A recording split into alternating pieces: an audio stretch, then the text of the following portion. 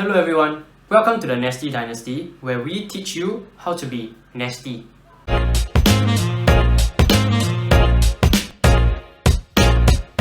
Today, I'll be sharing with all of you the first habit challenge that I have done, which is gymming 6 times a week for 50 days. Xiao, you know life leh. That's right, but I realized that, and that's why I took the big L for the NASTI Dynasty to show you guys why you should not do this. But first, let me share with you my fitness journey.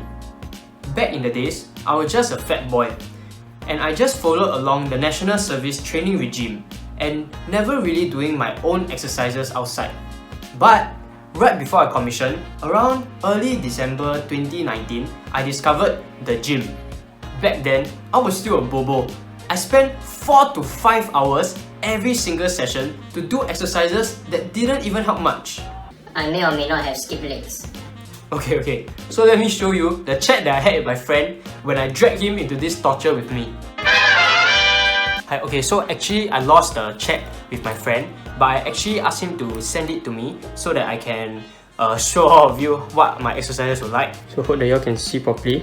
So basically, you can see from the exercises, right, that we did not do any legs at all, and it was so many exercises. Each exercise had so many sets, and then we couldn't even finish everything. So I went to tell my friends that I started going to the gym, and then I shared my training program with one of my super buff friends. Then once he saw my training program, he went crazy. Then he was like, "Jason, you are doing it all wrong. You gotta do compounds and full body routines." And that was when I was introduced to the world of proper weightlifting. Just a disclaimer, I'm not a fitness expert. Let me just briefly explain what weightlifting incorporates. I would say that weightlifting is basically split into 2 parts. One is compound movements, and the second will be accessories movements. Compound exercises are basically the 6 main movements that you should do because they train more than just one body part. So these exercises include the pull-ups, the bench, the rows, the squats, the deadlifts, as well as the overhead press. So let's take for example the bench press. For the bench press, you actually train your mid-chest, your lower chest, as well as your triceps. While for the deadlift, you actually train a lot of muscles. You mainly train your traps, your lower back, your hamstring, your glutes, as well as even your forearms. Accessory exercises are to target specific group of muscles. So what weightlifters usually use it for is to train the muscles that they don't usually train when they do the compound lifts. These muscles include your side delts, your rear delts, as well as your calves. Some people would like to build muscles in specific areas, so they will do accessory exercises such as bicep curls, seated incline bicep curls, hammer curls, and even more bicep curls. During circuit breaker, I didn't exercise at all because the gyms were actually closed from March to around August. But right after the gym reopened, I jumped right back into full body routines 3 times a week. Can you imagine? I will be doing this so high routine for 10 months if COVID didn't hit. But anyways, after I tortured myself for a solid 3 months, I decided, hey, why not I do a fitness/body transformation challenge where I gym 6 times a week and diet for 3 months. I can also realize how much of a gym degenerate that I am and torture my muscle fibers while I'm at it. Let's get it! So for the challenge, to ensure that I exercise 6 times a week while getting proper rest, I actually did my own version of an upper body/lower body training routine. So basically, for Mondays, Wednesdays, and Saturdays, I will be doing chest, back, biceps, and triceps. While for Tuesdays, Thursdays, and Sundays, I'll be doing my shoulders and my legs.